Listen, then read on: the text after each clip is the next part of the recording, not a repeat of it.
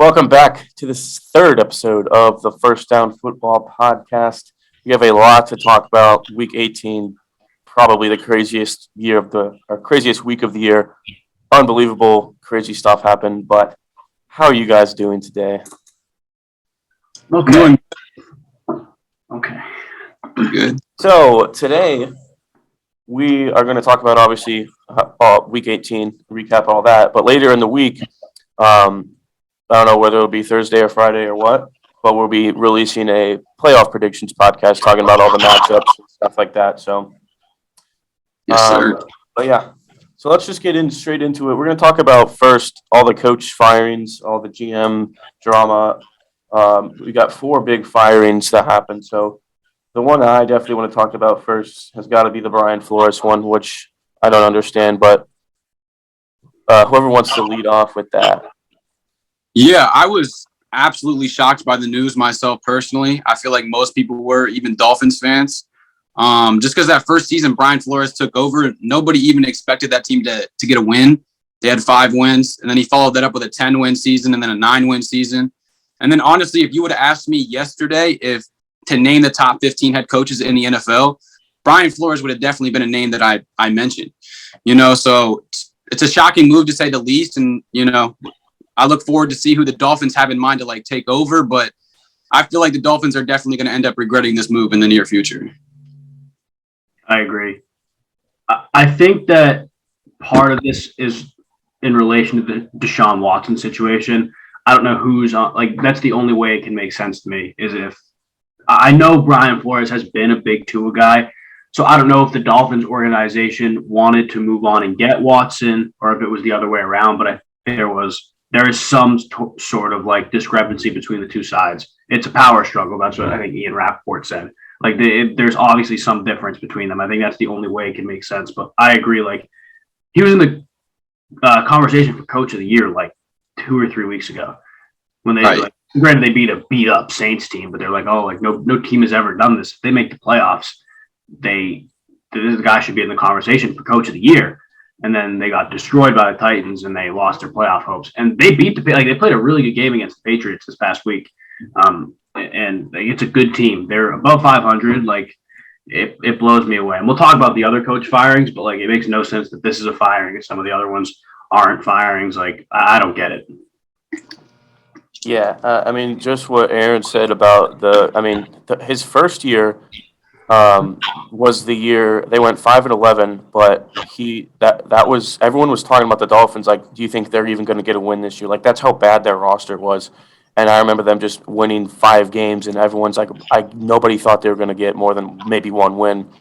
So that was an impressive year, first year of a rebuild, brand new beginning. Yeah. And then both of the last 2 years, just right outside of the playoffs, and his name's literally been thrown around for Coach of the Year, not just this year, last year. And the year before, because everyone's this guy just took the worst team in football to 5 wins. He was never going to win it, but he was mentioned.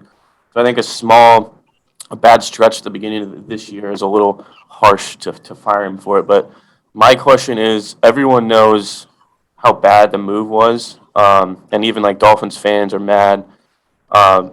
So, everyone's kind of in consensus opinion that he's a good coach or at least a good defensive mind.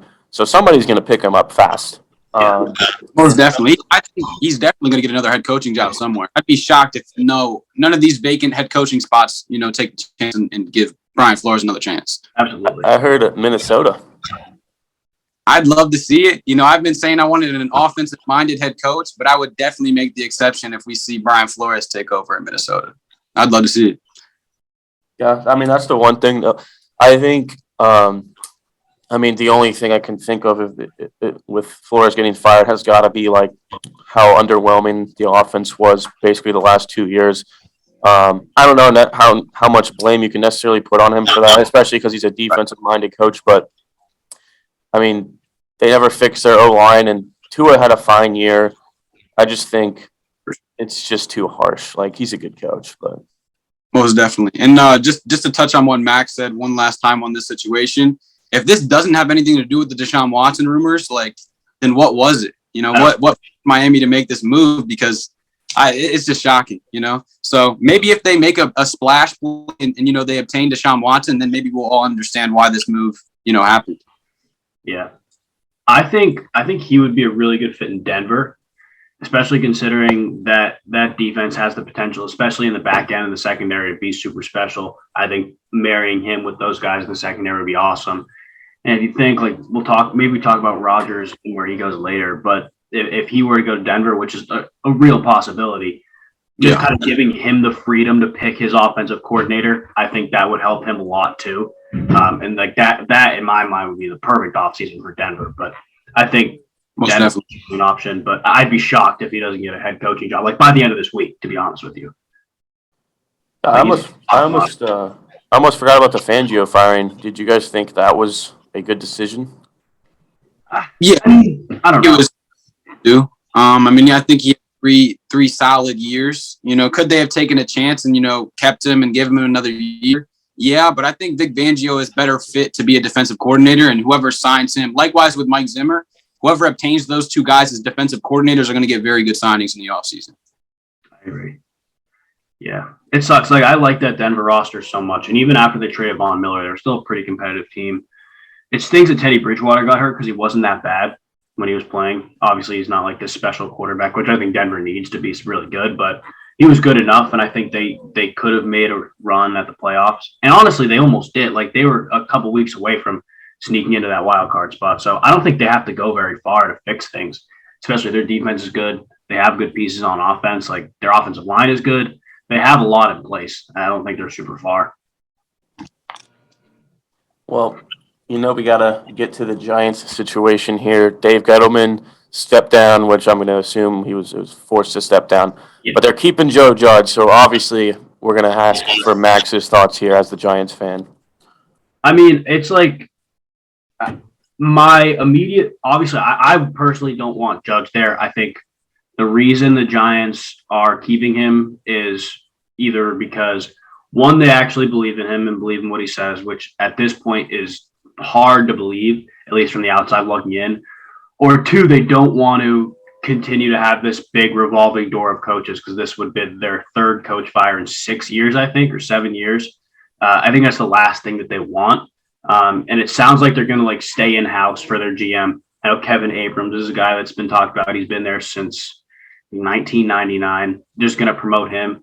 And interestingly enough, when they won the Super Bowl in 2007, this was like the exact situation. Coughlin's future was uncertain. They promoted Jerry Reese to GM, and they won the Super Bowl. Granted, this roster is not as talented as it was in 2007, but I don't know. At this point, I think as bad as the coaching has been for the Giants and as bad as this team has been, a good offseason in drafting, getting depth, fixing the offensive line, and everybody just getting healthy will help them as much as a new coach would, I think. I also think they need a new offensive coordinator. That, like, Freddie Kitchens, Jason Garrett, Joe Judge, whoever calls plays, they're all not it. They need somebody. I don't know if Byron Leftwich would want to be an offensive coordinator somewhere else, considering he'd get head coaching looks. But if he does, then I'd love for the Giants to get him. But I'm a little bit surprised, honestly. Like we were saying before we even started recording, like, they're going to lose season ticket holders because of this. It's a dysfunctional franchise. At least right now. I can't say I was too surprised because I just thought it was a classic Giants move. Yeah, but I definitely disagree. I think there's so many different reasons as to why you should fire him. I think the fact that you have to announce that your coach's job is safe. Yeah, that's not good. That you have to let people know that you're keeping your coach. But I think just throughout his tenure, he's a failure to use his weapons. He fails to make good moves as to, he hasn't touched. I mean, he's not the GM, but he hasn't helped Daniel Jones or Saquon getting an offensive line. And I think people forget that he low-key forced like 4 retirements or something at the beginning of the year when all these veteran players were coming in and they were with the team for a couple weeks and then they were like, I don't like it here, I'm retiring. And that could just be the media making stuff up, but There was a lot of stuff about how he just yells at everyone and cusses at everyone, and he doesn't have the respect of his locker room. Now, who knows? But I just think there's so many different reasons, and like it's just crazy that he has a job and Flores doesn't. I agree. For sure. One thing I want to touch on about, I think that keeping Joe Judge as their head coach is just setting their rebuild back 1 year. That's the way I look at it. One thing that I want to say as well is Joe Judge is supposed to be this offensive-minded head coach. Whether you can put the blame on the offensive coordinator or him or whatever the case may be, but the Giants spent a first-round pick on Kadarius Toney. And, we've seen how good of a player he could have been earlier on in the year. He showed flashes of potential. They gave Kenny Galladay, a $75 million contract, and both of those guys had 0 touchdowns this year. Yeah. That's unacceptable. So I think if it would be, he should have been fired this morning. So the fact that he even has a job still as a head coach is mind-boggling to me. Yeah, that's why I think bringing in a fresh offensive mind will help this guy a lot. Like, I don't know what the Arizona staff looks like, but I think getting somebody from that Kingsbury tree, like the air raid offense, will help the Giants a lot. They need somebody with a passing mind. And I hate to use injuries as like an excuses or a crutch, but like the offseason where Tony will get healthy. They had a couple offensive linemen who have been hurt all year. Granted, they need a draft offensive lineman too, but it's going to help them a lot this offseason, just to get healthy, I think. Especially Daniel Jones. Like, Daniel Jones isn't slated for a full recovery till like the spring. Like, he needs the offseason to get healthy. And like we even said before the pod, like we started recording, I think that they owe Daniel Jones and Saquon Barkley another year behind that line, behind an improved line. They'll both be cheap. I mean, at this point, if you give them a good offensive line, have like a decent offense in place that should utilize their skills somewhat well, you'll be able to tell if they're the guy or not this year for both players. Halfway through the season, like if you see you don't want Saquon on your team anymore, trade him. Like, you'd be able to trade him halfway through the season. There will be teams knocking at the door for him for sure.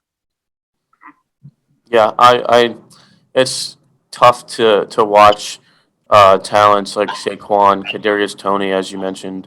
Now injuries have been an issue too, but it's unfortunate to see how the talent these guys have and to see no production out of even Kenny Galladay. I mean, I think Kenny Galladay has always been overrated to me, but he's still, and he was hurt too, but the fact that he went without scoring a touchdown and you paid him all that money, I think it's one of the worst parts about Judge. It's just the failure to use his weapons. It's bad. Yeah, it's pretty bad. But let's get into Aaron's coach, Mike Zimmer, being fired. I'm assuming that you agreed. Most definitely. Our GM, Rick Spielman, also got fired today as well. So it's a full reset at both the head coach spot and the GM spot. I'm happy to see it. I'm also happy and grateful for the years Mike Zimmer did give us. Although it's been, disappointing these past couple of years and we could have performed better. Especially after 2017, our team only improved after that season. So I expected, and I'm sure many other people did expect the Vikings to do much better these last couple of years. But he came in and, changed the culture. He really did build a good defense. But it was time to move on. So I was happy to see the move. Now I'm just hoping we make the right decision for the future, because it's going to be, a big decision for us to make, who we choose to have as our new head coach and our new GM. Like I said earlier, I'd prefer to have an offensive-minded head coach take over just because, with the weapons on that offense, if we actually have someone come in and, utilize Justin Jefferson, Adam Thielen, Dalvin Cook, and the weapons that we have on offense correctly, because I don't even think they have been utilized these past couple of years, that would work wonders for the team. But like I said earlier as well, I'd love for Brian Flores to come in and step in, and I think he changed the culture as well. So, I look forward to the future. They were both good moves. Yeah, I totally think next year, no matter who's a coach, but assuming they have a decent hire, it'll be a playoff team. Like they're just too talented offensively and defensively to not be. They were close this year. Obviously, they didn't make it, but they have enough talent on both sides of the ball, I think, to compete. And you don't know where the state of the NFC is going to be next year. Rodgers might be gone. We don't know that. We don't know what's going to happen with Dallas. The NFC could look like completely different next year. And honestly, the Vikings could win the division next year if that was the case. But even then, just getting as a wild card team, they're just so talented. I'm a big Irv Smith guy as well. I'm kind of upset we didn't get to see him this year. But I am so excited to see him play next year, assuming all goes well with his recovery. But they're just so talented. I would be shocked if they weren't at least competing for the playoffs next year, no matter who comes in. For sure. Yeah, I think that just I mean, I don't think Zimmer was like this horrible coach by any means, but I just think he, kind of regressed year by year. And I think what it comes down to is you have so much talent on both sides of the ball, and it's not nearly as bad as Judge, but it's kind of similar to where not that they're not using their weapons, but they're not having any success. Even though you have so much talent, that just got to come down to coaching. But I always thought that he was on the hot seat all year when I watch, 3rd and 9 and they're throwing 2-yard outs and it's like, what are you doing here? Yeah, I don't think the fault goes to Zimmer totally on that. I think that Clint Kubiak, our offensive coordinator, I'm hoping he's gone as well. I definitely do not want to see him stay and be the offensive coordinator next season, because I think he was part of the issue as well for our offensive. But I want to add one more thing. I just want to say that whoever does get Zimmer in the offseason as a defensive coordinator, he will be a great defensive coordinator for sure. It's going to be a good signing. Well, so the last coaching one that we're going to talk about is obviously Matt Nagy, and Ryan Pace, the GM for the Bears, has also gone. So they're clearing house. They're getting ready to move on without those guys. I don't know who they're hiring, but took long enough, right? Took long enough. I mean, I don't think anyone disagrees with this firing. No, I don't think so. I think part of the reason that Pace has also gone was how the Fields trade turned out this year. Obviously, they weren't very good. I think the Bears thought they'd be a better team than they were this year. And then looking internally, looking at the state of this team, seeing that you have a top 10 draft pick that's going to another team because of that Fields trade, you just got to see whoever's doing this is not getting the job done. It's better to start now and build something else. And I honestly think the Bears is an attractive job considering their defense is still pretty good, especially when Mack will be back next year. They have a young quarterback, speed on the outside, David Montgomery. I actually saw a couple stats talking about the overall, I think it was a pass block win rate or something. The offensive line has improved, basically, is what I'm trying to say. The team is not in a bad state at all. They just need, a leader. I think they need more consistent defensive play, and obviously as Fields grows and becomes better, that'll help. But I still think it's a pretty attractive job. Maybe not the most attractive, but it's pretty attractive. Yeah, I was just disgusted watching the Bears. I mean, obviously, I wasn't gonna watch them too much this year, but the few full games I sat down and watched, I was just getting so frustrated that they were using, they're trying to throw to Jimmy Graham and Cole Kmet all game, and they're just not using their talent in Darnell Mooney and Allen Robinson. And I mean, it's not Fields, it's the schemes to where they're using flat out the wrong weapons. And it was just like, what are you doing? I can't believe that Nagy was a coach of the year at one point. It's crazy. It was the defense, though. Yeah, that defense was also really good. Fine. I think we all expected this move to happen, as soon as the season ended. So it's not a surprise to anyone. I definitely think it is an attractive job, especially if Justin Fields can pan out. Hopefully for the Bears' stake and their situation, they get an offensive-minded head coach that can, help mentor and, do it best for Justin Fields.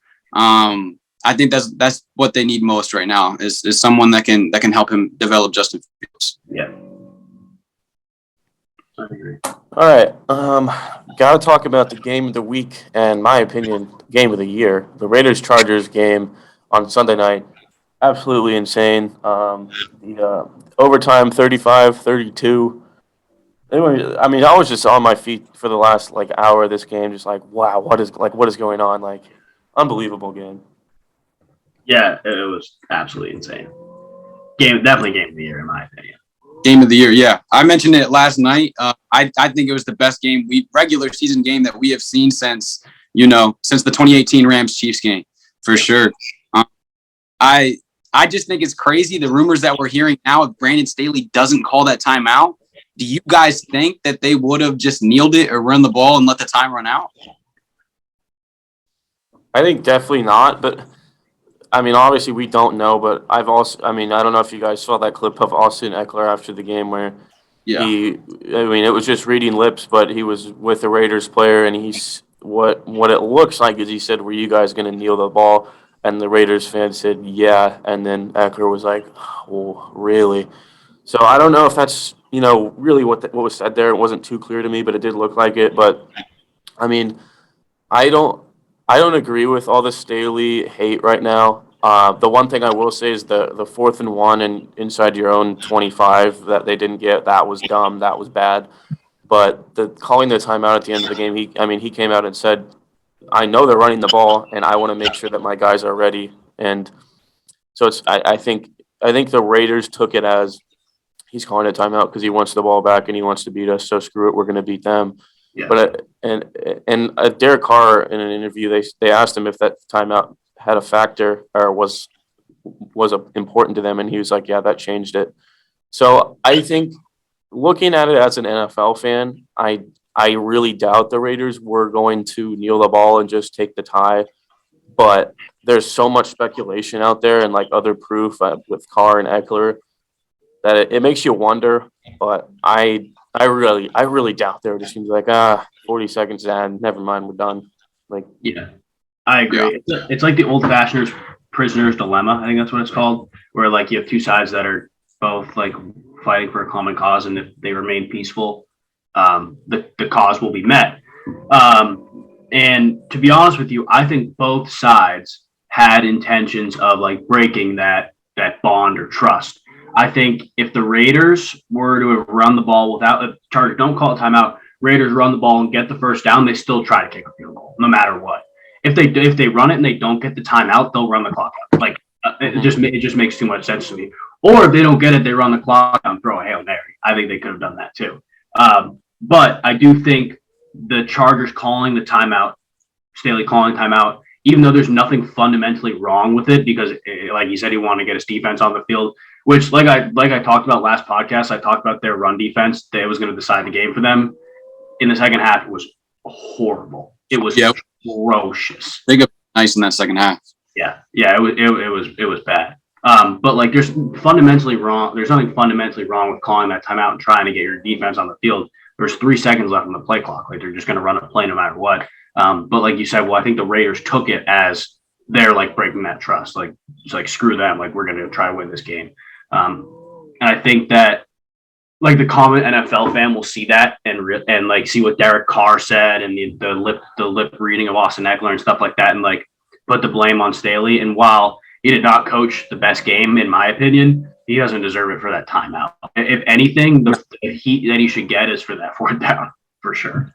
Most definitely. And the thing is, he made those same calls basically all year. I mean, every time I tune into a Chargers game, like they're just going for it on 4th down all the time. Yeah. Like, committed on, the analytics stuff like that. So I think I agree with you guys. I mean, the timeout call made a lot of sense. If you don't think your defense was situated for that certain play, obviously the biggest play of the game, your season's on the line. So the timeout was definitely called for. But yeah, if there's anything to blame for Brandon Staley, it's that 4th down and in your own 20-yard line early in the game. Yeah, and also there was a 4th down in the first quarter in the red zone where they could have just kicked the field goal. I can't remember who. I think the Raiders scored first and were up like 10-0, but the Chargers could have easily taken this field goal and gone down 10-3, but they went for like a 4th and 2 and they got it. Like, nobody's going to talk about that. And they scored the touchdown a few plays later. Like, nobody's going to talk about that. But I think we can all agree without Justin Herbert, that game is just, it's a blowout. Like him, especially in the 4th quarter on 4th downs, making some, like the pass to Mike Williams I can't remember if I think it was overtime. But it was like a 50-yard pass. Like, that was one of the best passes I've seen all year. Like, that was ridiculous. Without him, they don't win that game, or they don't compete in that game. I should say, because they didn't. But for sure. yeah, I mean, time. Yeah. What did they convert on like 4 4th downs? That was insane. It's ridiculous. Yeah, that was really what made me think, well, this game is insane, because it's just like 4 or 5, like 4th and 10. It's like the game's over, and then bam, like 20-yard completion, but. Yeah, I think the whole 4th down thing was Staley. I mean, he got heat for it all year. But like you said, nobody's going to talk about when it does pan out. And obviously, going for it on fourth down, it's not going to pan out all the time, but it's about just having trust in your guys. And he got a lot of heat for the Chiefs one where they missed a couple of them. And I guess they would have tied it or won if they would have just kicked the field goal in the end. But I mean, the one I'm thinking of in particular on the goal line that got batted down from Daniel Sorensen. I mean, this is a game from weeks ago, but the play was wide open. It was a great scheme, and they should have scored. But Daniel Sorensen comes out of nowhere and gets a tip on the ball and ruins the play. So I mean, I respect having trust in your guys and going for it on fourth down, but I think the situation for Justin Herbert in general got a little overrated when Mike Williams had a good stretch and Keenan Allen is Keenan Allen. But they really have, like, their right side of the O-line needs some work. I think their wide receiver core is okay, but people think it's a lot better than it is. And obviously the defense is just not good, in my opinion. And I saw videos from Theo Ash today when he was talking about how top-heavy they are, which is, I think, I crapped on the Chargers a lot coming into the year. I said they were overrated and they'd go 7-10. Now they went 9-8, so I wasn't that far off. They were a little better than I thought they'd be. But my opinion was that their defense was severely overrated because everybody thought Brandon Staley was going to come in and make it amazing because he had a good year with the Rams. But when I looked at the roster of the Chargers, all I saw was Joey Bosa and Derwin James and a bunch of people I don't even know. So I'm like, I said that they didn't have enough good players on defense to make it work unless Brandon Staley came in and just an absolute genius. So, like Theo Ash said, they have stars, but they have no depth after that. So it's very uneven. Yeah, and then I think we also got to give some credit to the Raiders, man. Yeah. How their season has turned out, with the John Gruden situation, with the Henry Ruggs situation, all the adversity they faced. Got to give a lot of credit to Derek Carr, and just that team in general. Just to face all that adversity. To be 6-7 and to win your last 3 games, and then last night's game as well to advance to the playoffs is super impressive. So I gotta give all the credit in the world to Las Vegas for sure. Yeah, they're nope. Everybody will talk about Derek Carr, and Hunter Renfrow.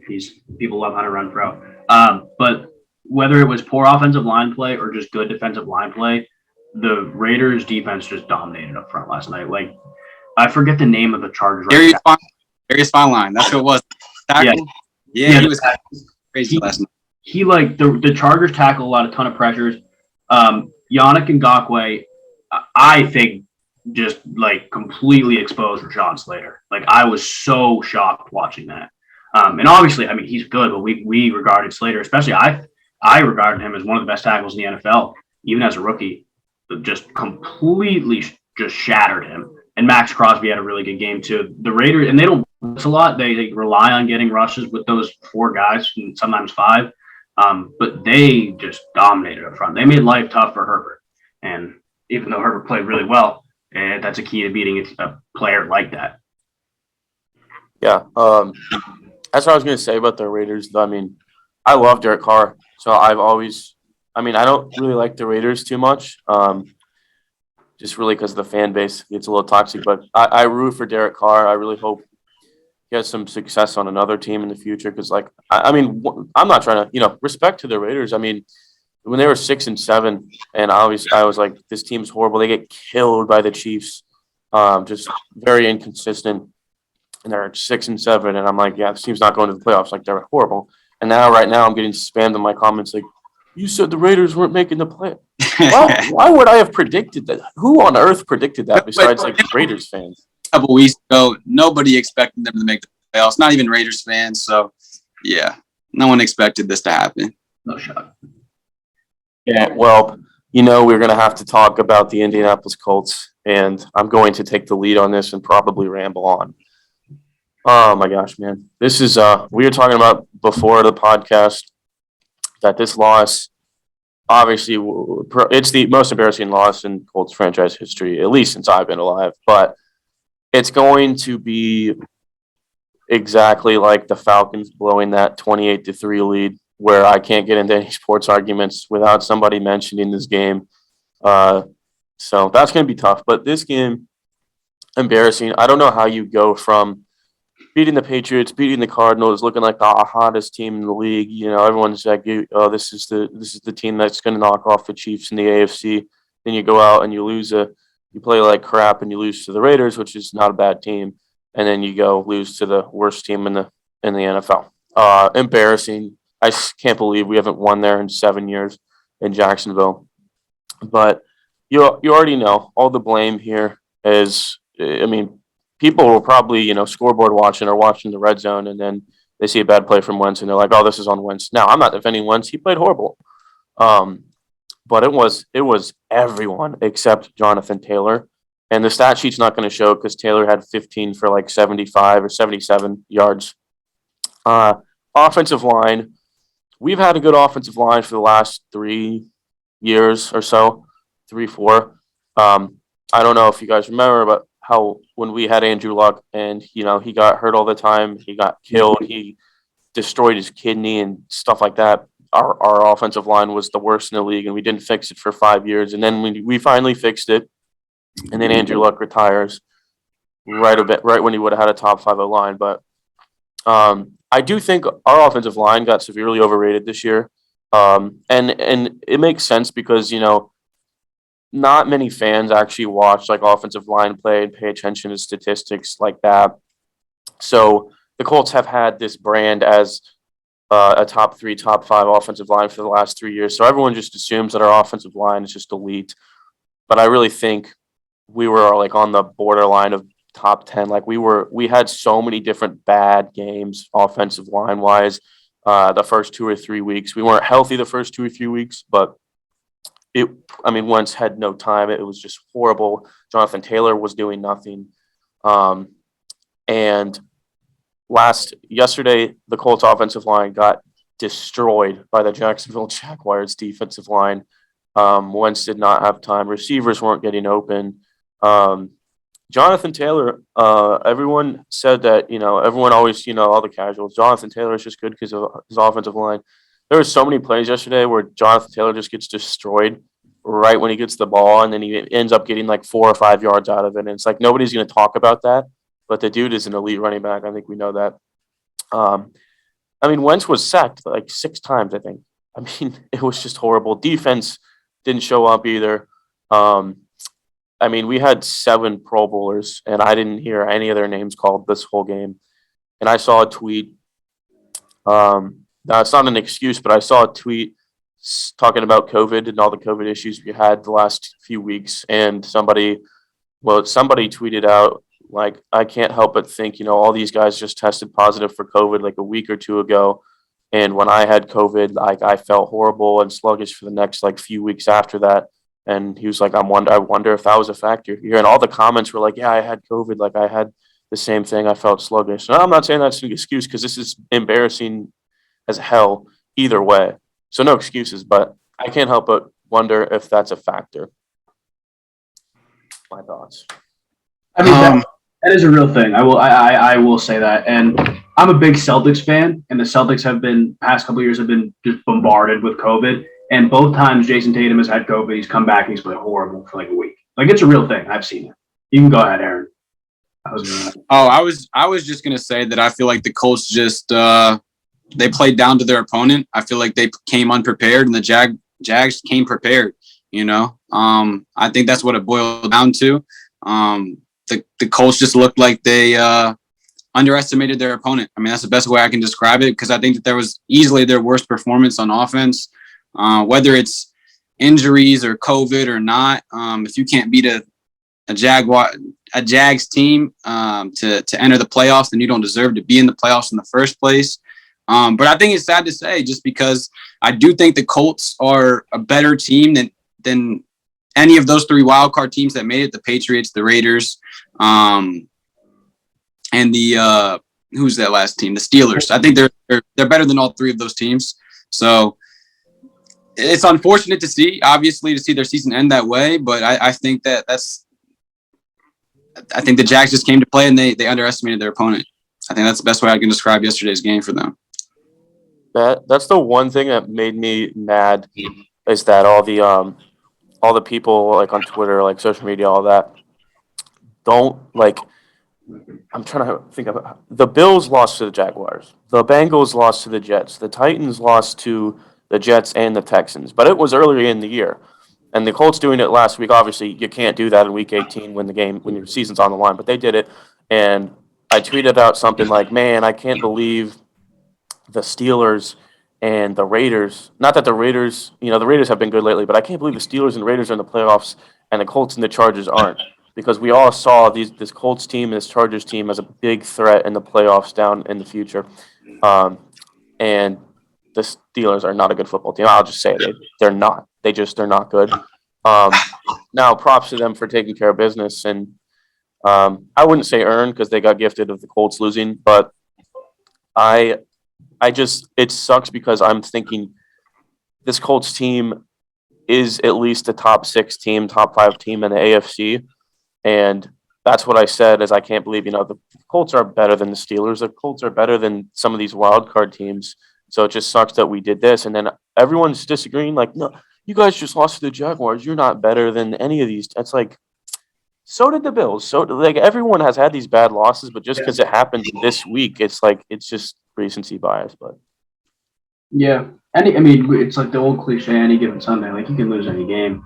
But I agree, like it's so hard to sit and genuinely think a team like the Steelers would have a significantly better chance against a division winner compared to like the Colts or the Chargers.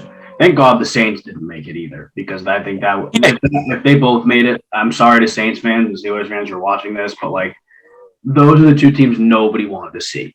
Nobody wanted to see. Yeah, sorry. I was gonna say, especially considering like Pittsburgh is going up against Kansas City, and they just got beat by I don't even know how many points, a couple of weeks ago, and like I could see Pittsburgh competing with the team like the Patriots if they would have won the division.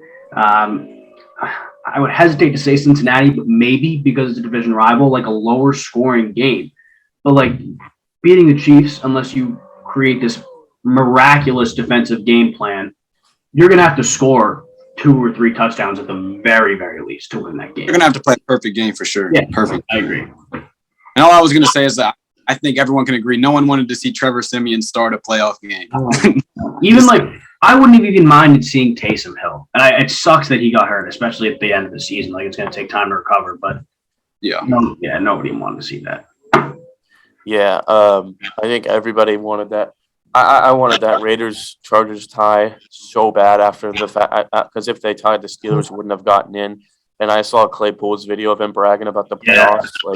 And I'm like, you're putting that out. You're not even 100% in yet, dude. Yeah. So I wanted to like make a video and go at him after that, but I definitely am glad the Saints didn't get in. I saw one of those Instagram posts that posts like the takeaways from this week, and one of them was like, "Oh, I don't think anybody wanted to see this Saints team in the playoffs because of their defense." And I'm like, I don't think we wanted to see them in the playoffs because they suck. Yeah. But anyways, like going back to the Colts real quick, it's unfortunate. One of the unfortunate parts was that Trevor Lawrence has been horrible all year, and he was amazing this week. I mean, he was just amazing. He made some insane throws. And then as for Wentz, I'll give my I'm going to be making some videos and stuff talking about Wentz in a few weeks, because I think there's a legit question that I think is going to be about 50-50 between people's opinions on whether he's the guy or not moving forward. And I will say I'm kind of mad at the Colts fan base right now, because first of all, I've seen a lot of Colts Instagram accounts just attacking our players and just being so disrespectful and like saying stuff they shouldn't say. But I'm also kind of mad because we've been defending Carson Wentz and hyping him up like almost all year, and then he has a bad last 2 games, and now everybody's just like, get him the hell out of here, like he sucks. And it's like, relax. Like if you look at it, you look at the whole year, and I'm not going to defend him fully, but he exceeded expectations because the general public expectation was that he sucked. And he had, I would say, an average to above average season. And I think overall he is an average to above average quarterback.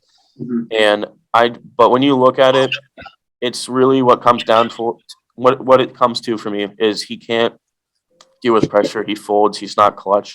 He can't handle it. He gets frantic and nervous pretty consistently. I think the only time he was clutch this year at all is the Cardinals game. Um, and so I just don't think. I mean, this is my early prediction. I mean, my early thoughts.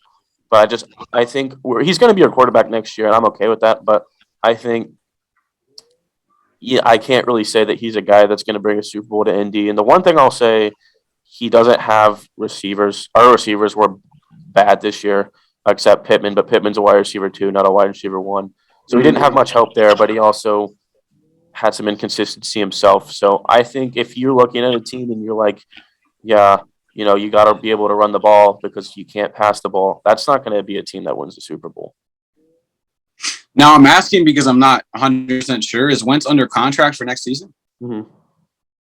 Okay. So, yeah, he'll definitely be your quarterback for next season. And honestly, I definitely don't think it's his fault. I mean, the numbers speak for themselves. I think he had 27 touchdowns and 7 interceptions. I mean, that's fairly efficient. So I don't think the bear of the blame should go on Wentz at all. Definitely not.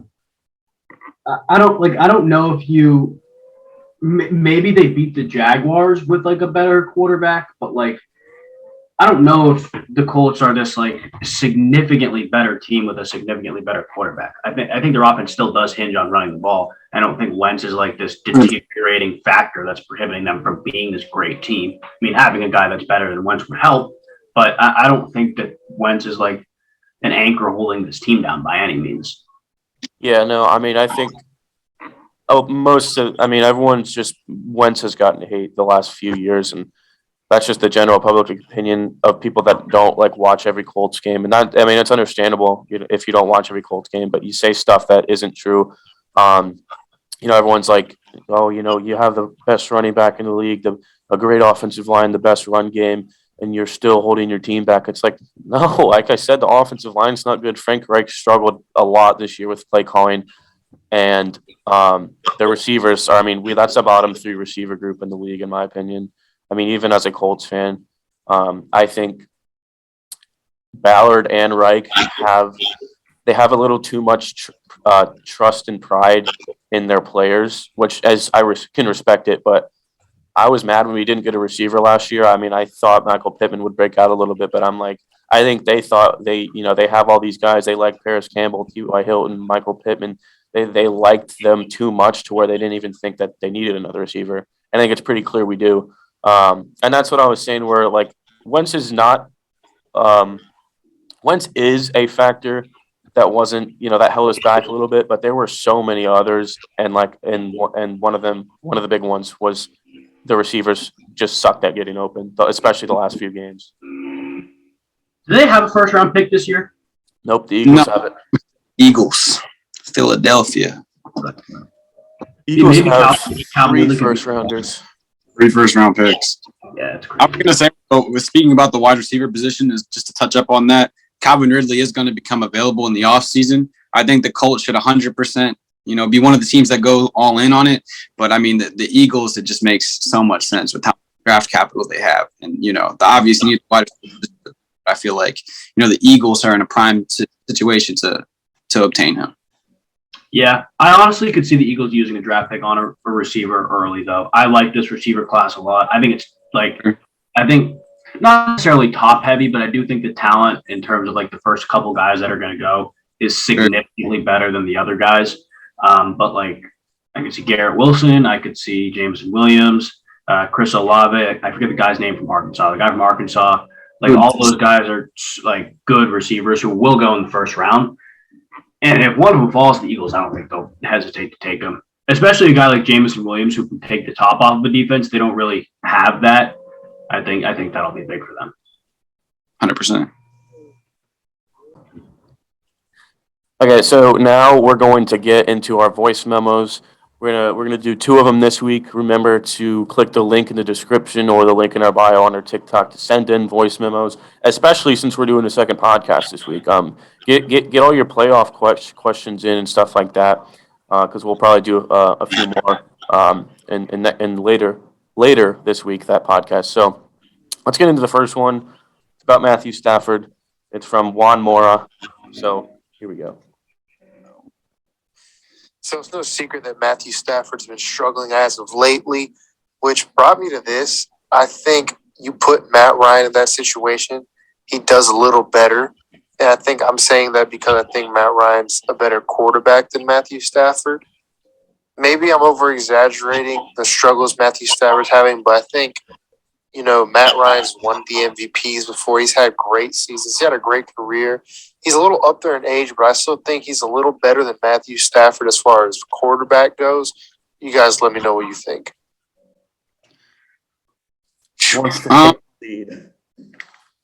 That's a tough question because I think Matt Ryan is a good quarterback. I mean, it's obvious he's in a terrible situation, especially with Calvin Ridley, leaving, and obviously the Julio Jones departure. So he was not in a good situation this year in Atlanta. And I think if you throw Matt Ryan in basically any other situation, he's definitely going to be putting up better numbers than he did this year, become more efficient. And I think if you put him in a system in LA with Sean McVay, with the weapons that they have there and the good defense, I think they would be just as good of a team right now as they would, with Matthew Stafford. But do I think he would be a better quarterback than Matthew Stafford? I would say no. But I do think, like I said, he would be more efficient and put up better numbers than he is right now. I don't think this is a. Oh, Go ahead. I don't think this is a close one at all. I'd way rather have Stafford. What I will say though, if they say you put Ryan on the Rams, I will say they might be more consistent of a team, and they'll still be a good team because they were good with Jared Goff, but their peak is not nearly as high as it is with Matthew Stafford, and that's what you need in the playoffs. You can be consistent all you want, like they were with Jared Goff, and you can be a good team, but it's not good enough for a Super Bowl. And let's be honest, Matt Ryan's regressed. He's still solid. He's average quarterback, but it's a little slight upgrade from Jared Goff, probably. I don't. And they discovered that they couldn't win the Super Bowl with Jared Goff, so I think it's the ceiling that Matt Ryan brings to the team. And I would way rather have Matt Stafford. Yeah, I was going to say I'm torn, but I think that's a really good point because I don't see a huge difference in the immediate productivity of the offense. I think they'd be around the same, but you're so right in saying that there's a higher ceiling with Matt Stafford, I think. And it's tough. I was just talking about Mac Jones, actually, with one of my friends yesterday, and we were trying to compare him to players. And, we were looking at his ceiling, I think, his ceiling is probably a quarterback like Matt Ryan. If he's in a good situation in a super functional offense, he could be a top quarterback, but, a lot needs to happen. And I think anytime you compare a rookie quarterback who's, more dependent on his mind than anything else, I think that doesn't say a lot about the quarterback you're comparing him to. Whereas Matt Stafford, he has a lot of raw tools, I think, as well. That's what makes that ceiling so high. And he is better than Matt Stafford right now. I think we can all kind of get behind that. But Then Matt Ryan, right? Yeah. Oh yeah. Sorry, Matt Stafford's better than Matt Ryan. Yeah. But yeah, I think it's difficult, but the ceiling would definitely be higher with Stafford. 100%. Yeah, I think it's one of those things where people it's similar to Wentz in a way where people are just going to look at the lows way more than they look at the highs, and they're just going to kind of ignore the highs. And Matthew Stafford brings a high ceiling, and I think that's what they fully decided last offseason is. If they would have traded for Matt Ryan last year, does that change really anything for your team overall? And then if you bring in Stafford, I think they fully decided he brings that ceiling that we need to win the Super Bowl. So Absolutely. We got one more question from Tyler Jazecki, if I'm pronouncing that right, regarding Aaron Rodgers. So here we go. I'm just gonna ask it straight up. Where's Rodgers' future after this year? Loaded question there.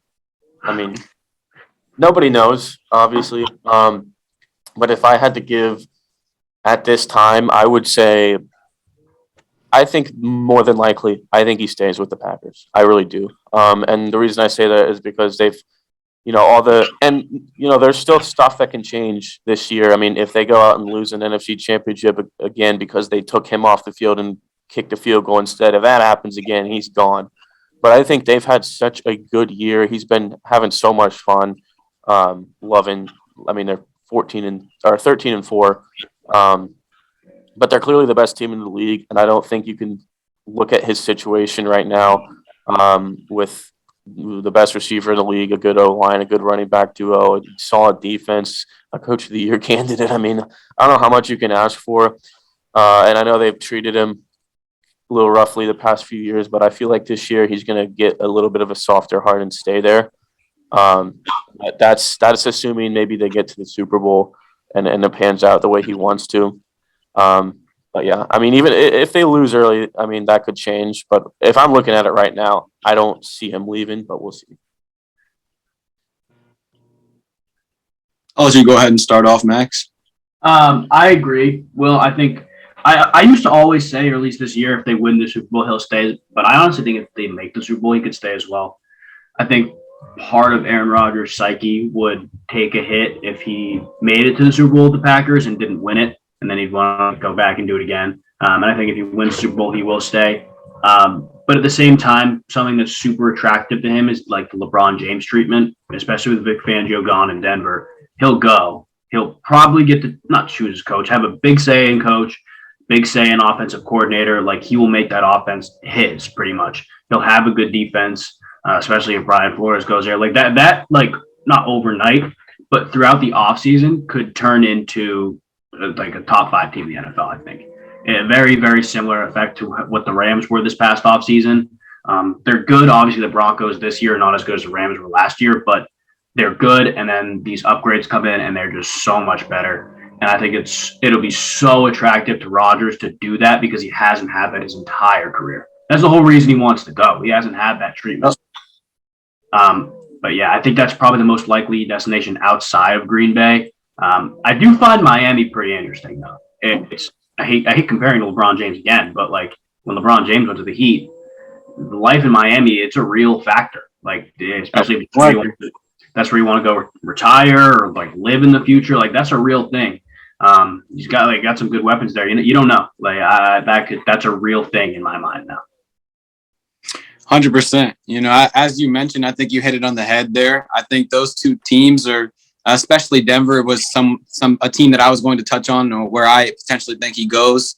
Obviously, it's early now, but I mean, personally, I feel like regardless of the outcome, I think he's gone.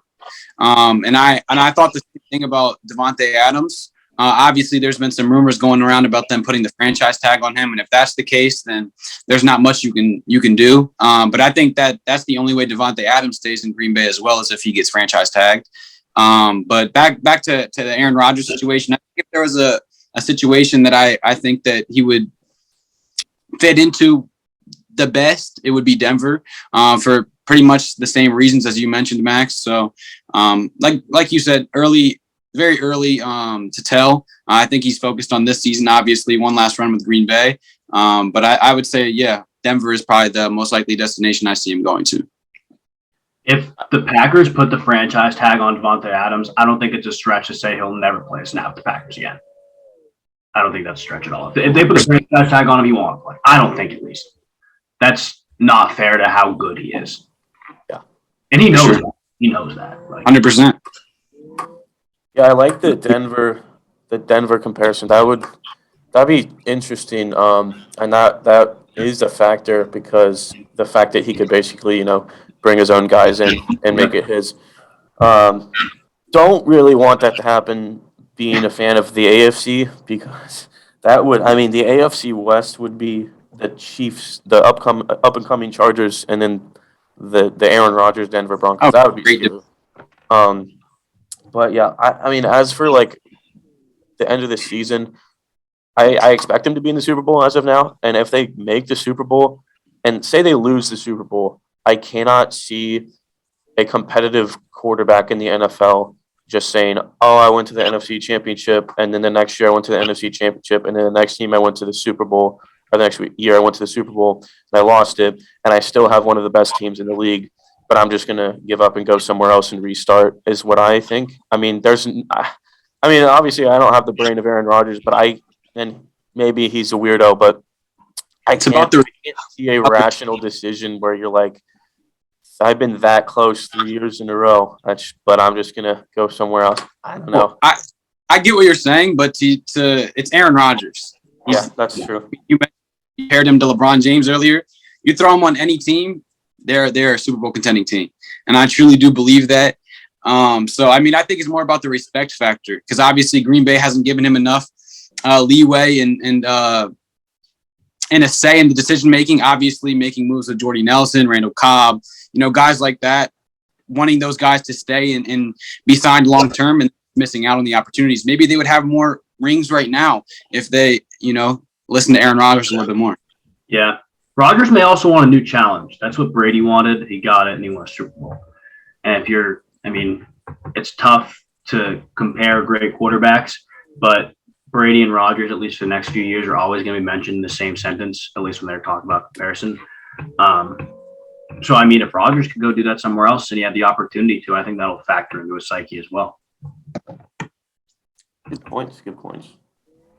Oh, yeah, well, going to wrap up the podcast here. Stay tuned for the next podcast coming later in the week. Playoffs. Got a lot to talk about. And the reason we're doing a second podcast is because we just talked about all of Week 18 and stuff like that. And we're at, I don't know, we're probably at like 40, 45 minutes right now. So if we talked about the playoffs, it'd be about an hour and a half. So we're just going to do a separate one and wait for like more, later in the week making predictions makes more sense.